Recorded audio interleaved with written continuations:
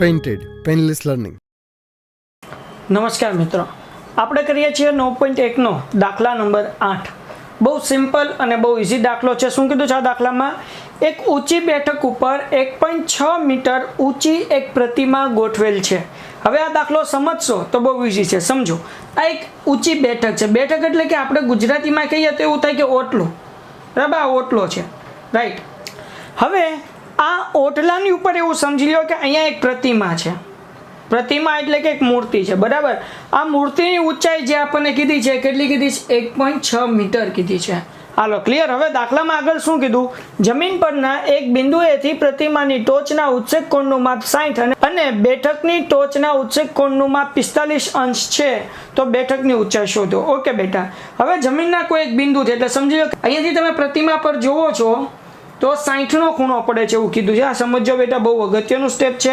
હવે બેટા અહીંયા ધ્યાન રાખો, આપણને શું કીધું ભાઈ? તમે ઓટલા ઉપર જુઓ તો 45નો ખૂણો પડે, એટલા માટે આ જે નાનો ખૂણો છે 45 કરી નાખીએ, બરાબર. અને આ જે મોટો ખૂણો પડે, બરાબર, એ જે છે પ્રતિમાની ટોચ ઉપર જુઓ તો કેટલાનો ખૂણો પડે? 60નો ખૂણો પડે એમ કીધું, એટલા માટે આ 60 કરી નાખીએ છીએ. બહુ સિમ્પલ છે. હજી એક વખત સમજાવી દો બેટા, બહુ ઇઝી છે. આ નાનો ખૂણો જે પડે છે આ કેટલાનો પડે છે? 45નો પડે છે. પછી જે મોટો ખૂણો પડે છે કેટલાનો પડે છે? 60નો પડે છે, બરાબર. એટલા માટે આપણે અહીંયા મેં 60 કર્યું. દાખલા નંબર 7માં જેમ હતું અહીંયા એમ જ છે, 45 અને 60, એમાં કંઈ અલગ નથી. પરંતુ અહીંયા તમારે બેઠકની ઊંચાઈ શોધવાની છે, એટલે કે આવડો આ ભાગ ગોતવાનો છે, આવડો, રાઈટ. તો અહીંયા આપણે પહેલા નામ આપી દઈએ. જો ધ્યાન રાખો બેટા, હું નામ આપું છું. અહીંયા આપું છું A, અહીંયા આપું છું B, અહીંયા આપું C અને અહીંયા આપું D. હવે આપણે પ્રતિમાની ઊંચાઈ ગોતવાની છે. એનો મતલબ એવો થાય કે આપણે BC ગોતવાનું છે. એટલા માટે હું અહીંયા X ધારી લઉં છું. BC બરાબર શું ધારી લઉં છું? X ધારી લઉં છું. બહુ સિમ્પલ દાખલો છે, ધ્યાન રાખજો. ચલો બેટા, હવે અહીંયા આપણે લખી નાખીએ ભાઈ AB બરાબર પ્રતિમા ની ઊંચાઈ. હવે ધ્યાન રાખજો, AB બરાબર પ્રતિમાની ઊંચાઈ આપણને કેટલી આપી છે? 1.6. પછી BC બરાબર શું છે? બેઠકની ઊંચાઈ. ઓકે બેટા, એ આપણે શું ધારી લીધું છે? X ધારી લીધું છે. ઓકે. હવે બેટા આપણે અહીંયા સૂત્ર બનાવીએ છીએ, ધ્યાનથી સમજો. આપણે BC ગોતવાનું છે, એટલે અહીંયા હું BC બરાબર લખું છું, બરાબર. હવે BC ગોતવું તો શું કરવું પડે? તો કે સાહેબ આ જે આખી લાઈન છે એટલે કે AC, એમાંથી આપણને જે આપ્યું છે એટલે કે AB જે આપણને આપ્યું છે એ શું કરી નાખવાનું? માઇનસ કરી નાખવાનું. ઓકે બેટા, સમજવા જેવું છે. હજુ એકવાર સમજાવું, ધ્યાન રાખો. આખી લાઈન A થી લઈને C સુધી છે, એમાંથી આપણને જે AB આપ્યું છે એ શું કરી નાખવાનું? માઇનસ કરી નાખવાનું. એટલે આપણને શું મળે? AC minus AB. ઓકે બેટા, હવે એક બીજી વસ્તુ સમજી લો બેટા. અહીંયા AC બરાબર, જો AC ના બે ભાગ પડે છે. AC ના કેટલા ભાગ પડે? બે ભાગ. પહેલો ભાગ A થી લઈને B સુધીનો એટલે AB, વત્તા બીજો ભાગ કયો? B થી લઈને ક્યાં સુધીનો? C સુધીનો એટલે કે BC. એટલે કે AC બરાબર શું થાય? સમજી લો, AC બરાબર AB વત્તા BC. બસ પૂરું થઈ ગયું. એટલું સમજાઈ ગયું એટલે તમને આવડી જશે બોસ. આ દાખલો બહુ ઇઝી છે. હાલો ઝડપથી આપણે બે ત્રિકોણ લઈ લઈએ. પહેલા કયો ત્રિકોણ લેવાનો? તમે કહેશો સર પહેલા આપણે નાનો ત્રિકોણ લેવાનો. ઓકે બેટા, નાનો ત્રિકોણ કયો? ઓકે બેટા, નાનો ત્રિકોણ કોને કહેવાય? જુઓ અહીંયા BCD, આ નાનો ત્રિકોણ છે આપણો. હાલો ધ્યાનથી સમજાઈ ગયું. કયો ત્રિકોણ લેશું પહેલા આપણે? BCD. ઓકે બેટા, તો એટલા માટે હું અહીંયા લખું છું ત્રિકોણ BCD માટે. બહુ સિમ્પલ ને બહુ ઇઝી છે. ઓકે બેટા, આપણે હંમેશા tan નું સૂત્ર લેવાનું. ઓકે, કયો નાનો ખૂણો આવશે? એટલે કે tan 45 લઈએ છીએ, બરાબર. tan નું સૂત્ર શું છે? સાબાના છેદમાં પાબા. ઓકે બેટા, જો આ સામેની બાજુ થશે એટલે કે BC શું થશે? સાબા થશે. અને આ જે CD છે શું થશે? આપણું પાબા થશે. ઓકે, હાલો અહીંયા ધ્યાન રાખો ભાઈ. સાબા, સાબા એટલે શું? BB. હાલો બેટા, હવે સાબા, સાબા એટલે આપણે શું લખીએ? BC લખીએ છીએ. ધ્યાન રાખજો બેટા. પાબા, પાબા એટલે આપણે શું લખીએ? CD. ઓકે બેટા, હવે tan 45 ની કિંમત કેટલી?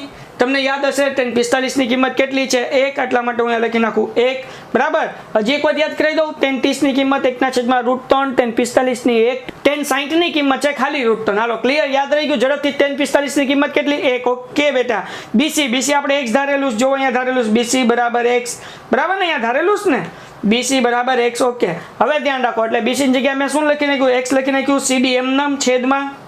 ઓકે બેટા, હવે આપણે CD ની કિંમત ગોતવી છે. CD ને કરતા બનાવશે, એ છે ભાગાકારમાં, બરાબર. ને ઓલી બાજુ જાય એટલે ગુણાકાર થઈ જાય, એટલે CD એકા CD CD બરાબર x. ઓકે, એટલે CD ની કિંમત કેટલી મળી ગઈ આપણને? x મળી ને. ઓકે બેટા, હવે આગળ વધીએ. ચલો હવે આપણે બીજું ત્રિકોણ લઈએ. બીજું ત્રિકોણ એટલે કે મોટું ત્રિકોણ. તો કે સાહેબ મોટું ત્રિકોણ કોને કહેવાય? જો હું અહીંયા તમને સમજાવું છું. આ A થી શરૂઆત કરવાની, A C D. ઓકે બેટા, મોટું ત્રિકોણ એટલે કયું લેવાનું? A C D. ઓકે, તો હું અહીંયા લખું છું બેટા, ધ્યાન રાખો, ત્રિકોણ ACD માટે, ત્રિકોણ ACD માટે. ઓકે બેટા, સૂત્ર તો 10 નું જ લેવાનું, 10. પણ મોટું ત્રિકોણ છે એટલે ખૂણો કયો લેવાનો? મોટો લેવાનો, tan 60. દાખલામાં આપણને 60 નો ખૂણો આપેલો છે, એટલા માટે મોટો ખૂણો 60 નો થાય એટલે tan 60 લીધું આપણે. સૂત્ર સાબાન છેદમાં પાબા. પરંતુ હવે ત્રિકોણ મોટું છે, ACD છે, બરાબર, એટલે સામેની બાજુ આખી ગણાશે. એટલા માટે સામેની બાજુ આખી લેવાની, એટલે કે A થી લઈને C સુધીની સામેની બાજુ થશે, બરાબર, કારણ કે આ થીટાની સામેની બાજુ. તો હવે સામેની બાજુ કઈ લેવાની? A થી લઈને C સુધી. એટલા માટે બેટા હું લઉં છું AC, અને પાસેની બાજુ તો બદલાય નહીં, એ તો CD જ રહે. હવે ધ્યાન રાખો ભાઈ. ઓકે બેટા, હવે tan 60 ની કિંમત કેટલી? તમે કહો સાહેબ tan 60 ની કિંમત છે ખાલી √3. ઓકે, મૂકી દઈએ અહીંયા √3. તમે AC એટલે તમને અહીંયા સમજાવ્યું હતું. શું કીધું? AC એટલે AB વત્તા BC. ઓકે, હાલો લખી નાખીએ ઝડપથી. AB વત્તા BC. બહુ ઈઝી છે, આગળ દાખલો પૂરો થઈ જાય. CD બરાબર આપણને કેટલા મળ્યા? જુઓ અહીંયા x મળ્યા ને. ઓકે, હાલો લખી નાખીએ x. વાર્તા થઈ ગઈ પૂરી, નથી થઈ, હજી વાર છે.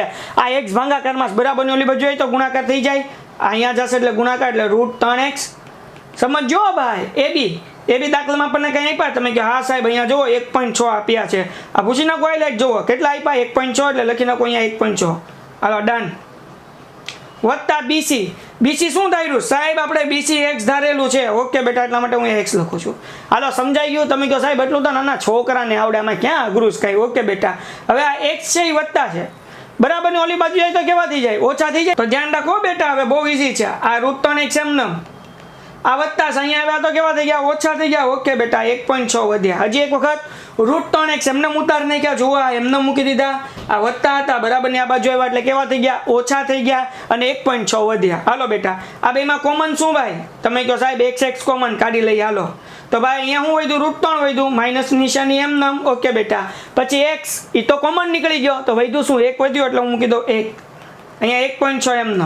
ઓકે, આપણે x ની કિંમત ગોતવી છે ભાઈ. આપણે એવા બેઠકની ઊંચાઈ ગોતવી ને.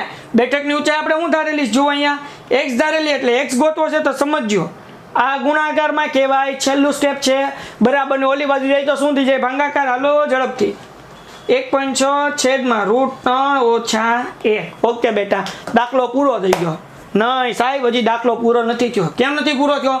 તમે કહેશો કે સાહેબ ગણિતનો નિયમ છે, છેદમાં કોઈ દી રૂટમાં આવવું જોઈએ નહીં. તો હવે ખાલી આપણે એક વસ્તુ કરવાની છે, છેદમાંથી રૂટ કાઢવાનું છે. તો ચલો ઝડપથી જોઈએ કેવી રીતના રૂટ નીકળે. તમે કહો સાહેબ એમાં શું માઇનસ વાળું કાઉન્સ હોય તો પ્લસ વાળું મૂકી દેવાનું. હાલો ભાઈ, તો ક્યાં મૂકવાનું? અંશ અને છેદમાં, એટલે √3 + 1, √3 + 1.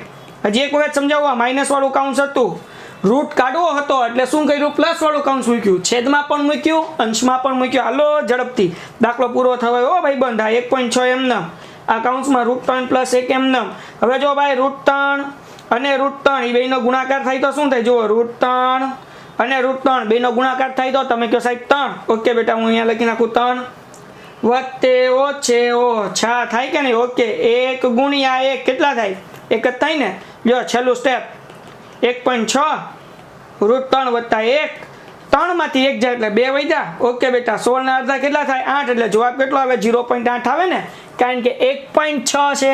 1.6 ભાગ્યા 2 કરો એટલે 16 ના અડધા 8 થાય, એટલે 0.8 મૂકવાના, કારણ કે 1 પોઈન્ટ હતો એટલે જવાબ આવે 0.8 થઈ જાય. એટલે આપણને જવાબ મળ્યો. તેથી x બરાબર 0.8 કાઉન્સમાં √3 વત્તા 1 અહીંયા લખીએ. તેથી બેઠકની ઊંચાઈ કેટલી મળી ભાઈ આપણને? બેઠકની ઊંચાઈ બરાબર 0.8 √3 વત્તા 1. આ બહુ ઈઝી દાખલો છે, કાંઈ અઘરું નથી. ખાલી અહીંયા તમારે કેવી રીતના સ્ટેપ મૂકવાનું. તમારે પહેલાં એક નાનો ત્રિકોણ લેવાનો છે, પછી મોટો ત્રિકોણ લેવાનો છે, પછી બધી કિંમત મૂકવાની છે. જે સ્ટેપ ન સમજાણું હોય વિડીયો પાછળ લઈ જાઓ, 3 વખત આ દાખલાની પ્રેક્ટિસ કરો, 100% આ દાખલો તમને આવડી જશે. છતાં કોઈ સ્ટેપ ન સમજાય તો કોમેન્ટ કરો, વોટ્સઅપમાં મારો સંપર્ક કરો. 100% બોસ તમને હું સમજાવી દઈશ. ઓકે બેટા, જરાય ચિંતા કરવાની જરૂર નથી. મળી એક નવા વિડીયોમાં નવા સમ સાથે. ત્યાં સુધી ધન્યવાદ. Painted Painless Learning.